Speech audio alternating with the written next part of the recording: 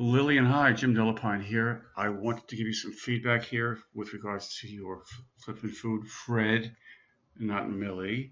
So, although I do like Millie, so that's fine. I used to say it has to be the exact name, but I'm gonna change that so this makes better sense.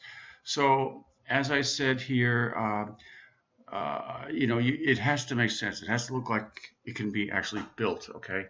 So it has to resemble, reality to a certain degree. So these eggs would slide off the pan. This the bean would slide off the pan.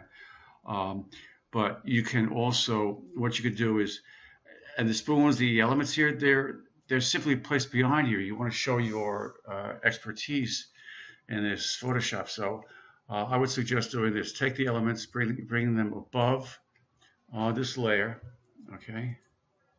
And then going in with the layer mask active. This is very important. Go to your paintbrush tool, make sure you're at 100% hardness, and you basically can, let's see, whoops, I have to paint, oh, okay, so make sure black is your foreground color. And now what you can do is, looks like there's a little glitch here. Let me see here. Yeah, bring in that highlight. It kind of disappeared. So, it should be a straight run there. So, but what you could do is basically hide that part, okay? And then here also with this layer mask active, just kind of like hide that part to make it look like it stepped through the milk container. And then what we'll do is throw a shadow underneath to make it look realistic, okay? Um, the bottom area too, you have to, it just doesn't really it's just not really good design or a good concept. But also, let's make him a little more fun. So I'm going to hit Control T. I'm going to bring my center point to right here, and that means I'll angle it around that point. So if I bring it up like that, okay, and then if I zoom back in again, go to the layer mask for that layer and paint this coming out another, yeah, something like that. Okay.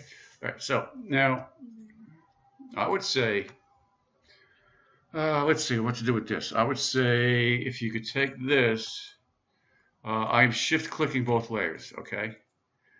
So they're both selected. See, 1 and 2, and then hit Control T. And then I'm going to drag this over here because I'm going to rotate around that.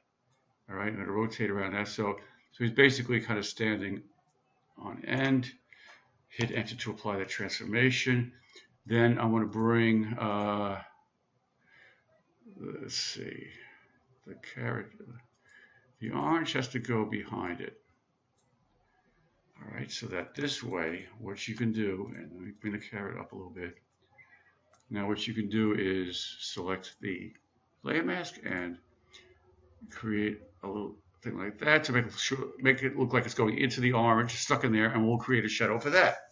See what I mean? So, and then now we're giving him also some animation, like he's standing on one leg, and you may want to, like, I'm clicking the frying pan and shift clicking the other elements here to add them to the selection.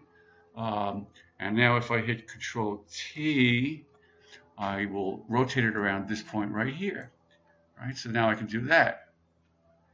All right, so you're having fun with this now, okay? So do something like that. Be inventive, be creative, have fun with it, and we'll take it from there, okay? So yeah, you did a good job on the layer mask. Very good job. I can tell because if I select the background layer and hit Control Delete, it fills it with black. And wait a second here. Control Delete. Oh, it's locked. Background here. And now Alt Delete, I should say. I can see that there's no stray pixels in there, so you did a good job with cutting them out. All right, so okay. All right, hope that helped.